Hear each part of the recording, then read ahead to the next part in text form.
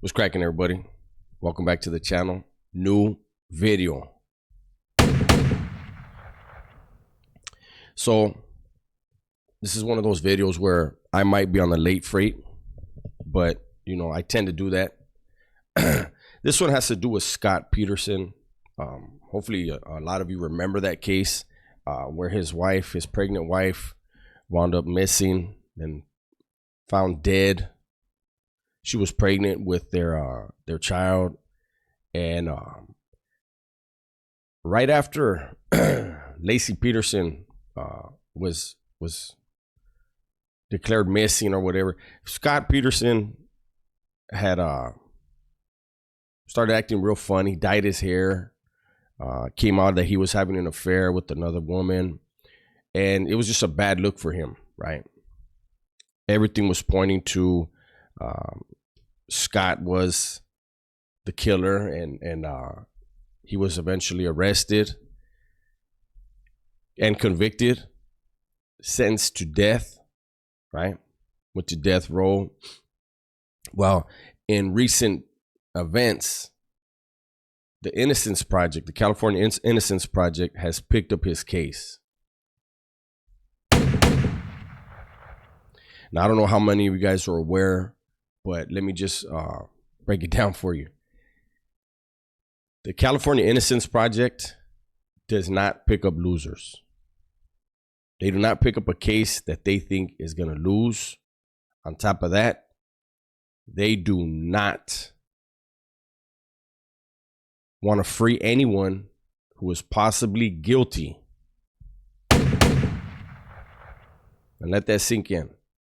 The Innocence Project has gone over the case. After going over the case, they felt they should pick it up. I don't know what they have. Normally they do DNA stuff. I will say that during my incarceration, you know, when I was still in there incarcerated for convicted of second-degree murder during a life sentence, I reached out to them like I'm sure a lot of people did in there. Like, fuck it. Let's try this out. Let's see if I can get over on the system. Contacted them. They asked me if I was innocent. I said, I don't know. I don't know. They looked at my paperwork and they were like, nah, we can't have anything to do with this case. They get a lot of grant money. They are a nonprofit. From my understanding, they're a nonprofit. So again, they don't want to pick up losers. You know, they want to be able to go to donors, potential donors, and say, look at our success rate. Look at the success of the people that we get out. And it helps them to generate more money, to fight more cases and get more innocent people out of prison.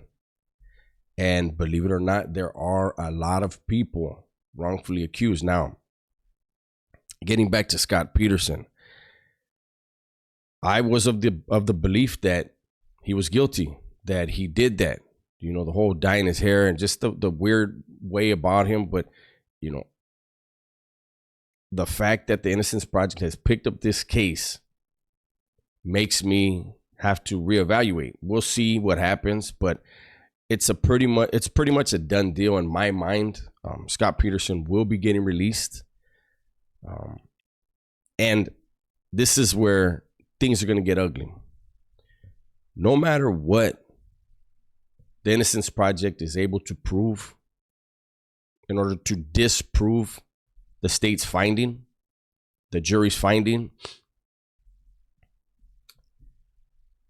there are going to be people who will still forever, for the rest of their lives, believe that Scott Peterson is guilty of that crime.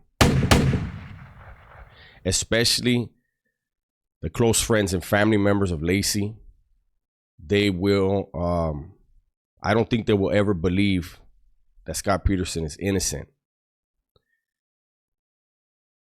And I understand it to a point. You always want to, you know, when you lose somebody, you want to be able to blame someone and hate that thing, because it's easy. It's easier than having to realize, shit, maybe that person is still out here.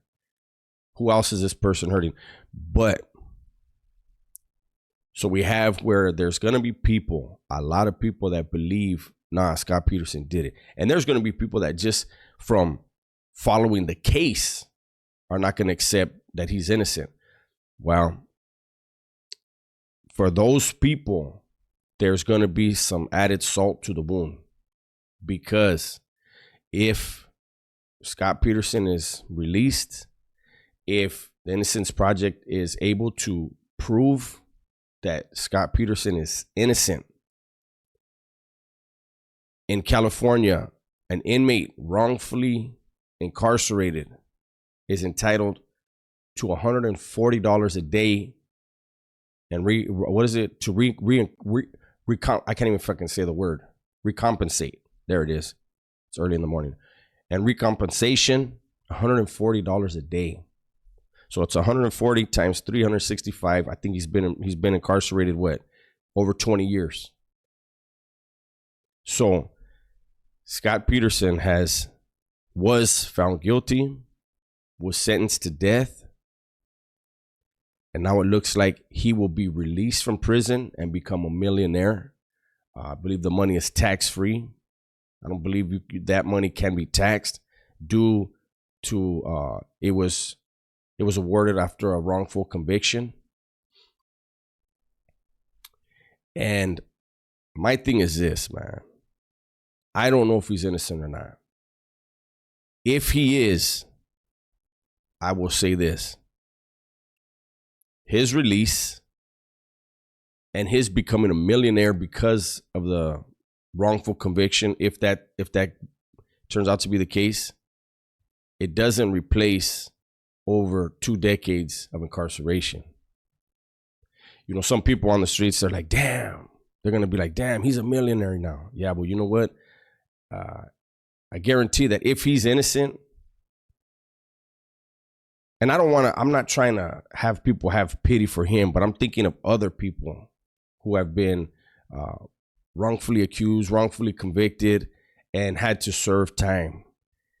You guys know, if you listen to my videos, if you go through my videos, I think all prison systems are brutal, mentally and physically. But California is a different animal. And while when he went to death row, he was housed in the PC section of death row. He still, to my understanding, has been assaulted. I don't know how many times.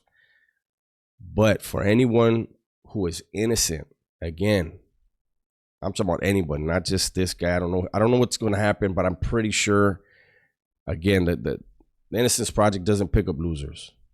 They pick up winners so they can keep their numbers up, keep the funding coming in. But anyone who is actually innocent of the crime they were convicted and sentenced under, I couldn't imagine what that does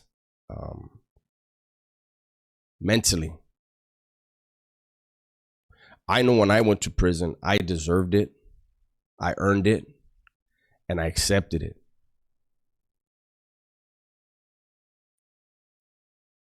I met several people while I was incarcerated that they did not do the crime. Like, it was clear they didn't do the crime. I knew one dude who had police reports from a guy who was in the car with the actual killer, and the dude told on the actual killer, but they still convicted another guy who did almost 30 years. He was in Pelican Bay with me. It was a white dude. When the incident happened in 1999, August 31st, 1999, between the whites and blacks, he was out there that day. Could have lost his life that day and many other days. I remember a Mexican dude. He ran with the raza from Southern California. He was born and raised in Oxnard, California, Chiques. He was completely innocent of the crime he was convicted of. He was a Christian. He was a military dude.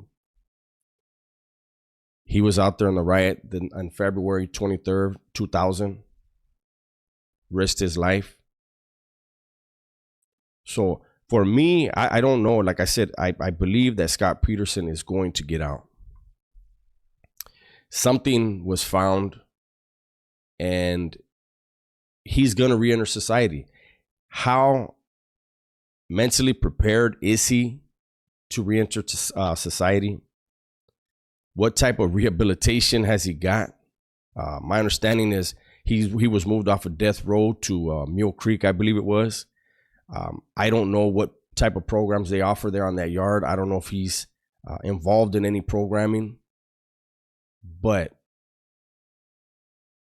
I think of other people that are wrongfully accused, and I couldn't imagine having to do time for something I didn't do, especially when it's a person who wasn't a criminal. You know, when you're a crook, and if, let's say you get away with a murder, but then you get convicted of a murder you didn't commit. You kind of had that time coming anyways, right? Like, it's like, hey, yeah, I did that one, but I didn't do this one. It's not a very good argument, right? Is it? But for squares that never did any crime, we're not in the criminal world, we're just found guilty of something that someone else did. For one, that means the actual perpetrator is still out there. And have they stopped after one? Did they stop? Have they hurt more people?